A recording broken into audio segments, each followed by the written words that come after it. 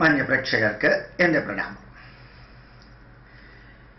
തിന്മയിൽ നിന്ന് നന്മയിലേക്ക് എന്ന പ്രയാണം ശ്രദ്ധയോടുകൂടി ഒന്ന് പഠിക്കാൻ സാധിച്ചാൽ പ്രായോഗിക ജീവിതത്തിൽ, ആത്മീയ ജീവിതത്തിലല്ല, ആത്മീയ ജീവിതത്തിലും കൂടി ഇതിനകത്തേക്ക് ചേർക്കുകയാണെങ്കിൽ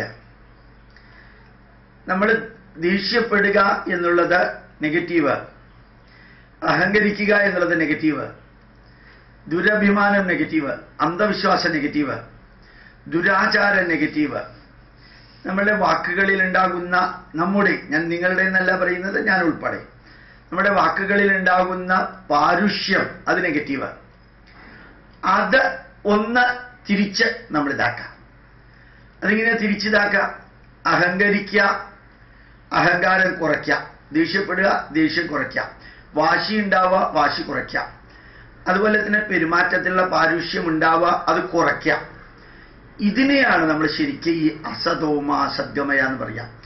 എവിടെയെല്ലാം നമുക്ക് സമൂഹത്തിലും അബ്സല്യൂട്ട് ആൻഡ് റിലേറ്റീവ്, വ്യാവഹാരിക ജീവിതത്തിലും പാരമാർത്ഥിക ജീവിതത്തിലും നമ്മളിലുണ്ട്, നമ്മുടെ മനസ്സിലും പെരുമാറ്റത്തിലും ജീവിതത്തിലും ശരീരത്തിലും എല്ലാം ഉണ്ടെന്ന് തോന്നുന്ന നെഗറ്റീവുകളെ അത് കുറയ്ക്കാൻ ആദ്യം മന ഏവ മനുഷ്യാണാം കാരണം ബന്ധമോക്ഷയോഹോ ബന്ധായ വിഷയാസക്തം മുക്തം നിർവിഷയം സ്മൃതം. ഈ മനസ്സിൽ മാറ്റം വരണം.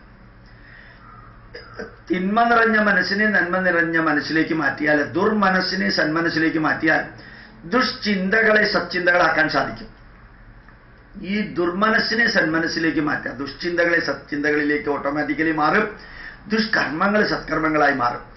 ഇതിനു വേണ്ടിയാണ് നമുക്ക് ഈ ആയിരക്കണക്കിന് ഗ്രന്ഥങ്ങൾ എഴുതിയിരിക്കുന്നത്.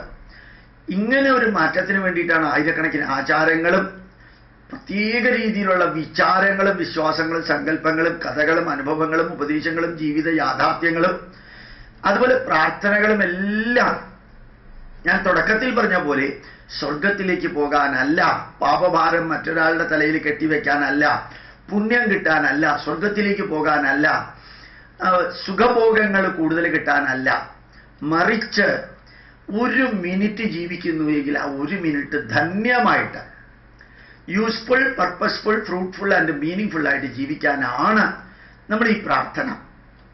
പ്രായോഗിക പ്രാർത്ഥനയാണത്.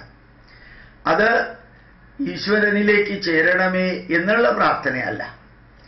അതായത് എൻ്റെ ആത്മാവ് നിന്റെ ആത്മാവിലേക്ക് ചേരണമേ, അതൊരു പ്രാർത്ഥന തന്നെയാണ്.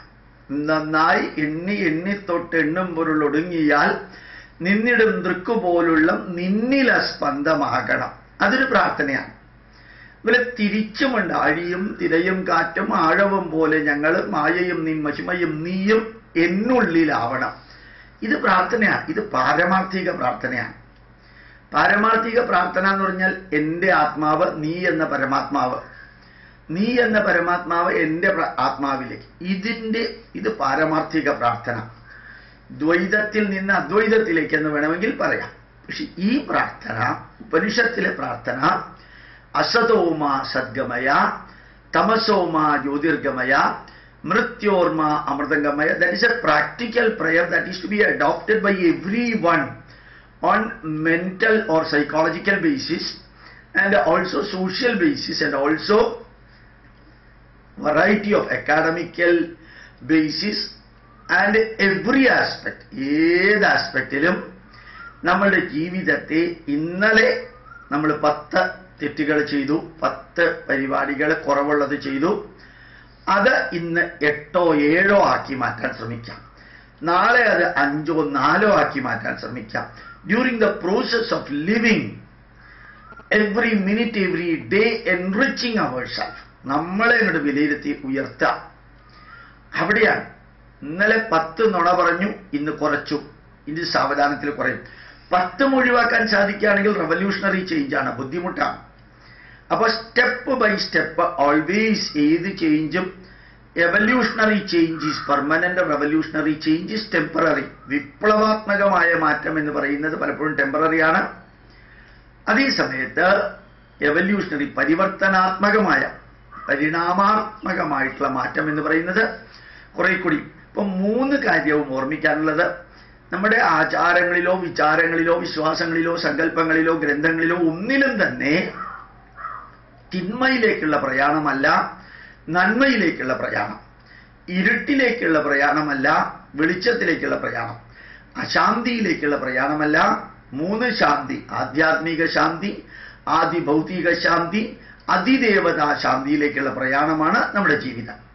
ആധ്യാത്മിക ശാന്തി, ഇന്റേണൽ പീസ്; ആദിഭൗതിക ശാന്തി, ചുറ്റുപാടുമുള്ള ഇത്; അതിദേവതാ ശാന്തി, യഥാർത്ഥത്തില് പ്രപഞ്ചത്തിൽ പോലും ശാന്തി ഉണ്ടാക്കാനുള്ള, നമ്മളുടെ ജീവിതം കൊണ്ട് ചുറ്റുപാടുകളിലും മറ്റെല്ലാ സ്ഥലങ്ങളിലും ശാന്തി ഉണ്ടാക്കാനുള്ള ഒരു പ്രയാണമാണ് ഈ പ്രാർത്ഥനയ്ക്ക് ശേഷം നമ്മൾ പറയുന്ന ഓം ശാന്തി ശാന്തി ശാന്തി. It is internal peace, external peace and even celestial peace that can be created by the human being.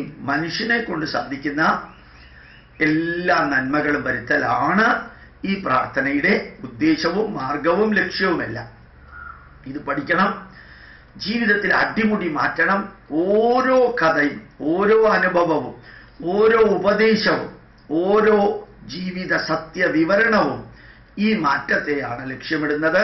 തിന്മയിൽ നിന്ന് നന്മയിലേക്ക്, ഇരുട്ടിൽ നിന്ന് വെളിച്ചത്തിലേക്ക്, ശാന്തിയിൽ നിന്ന് ശാന്തിയിലേക്ക്. പ്രണാമം, നമസ്കാരം.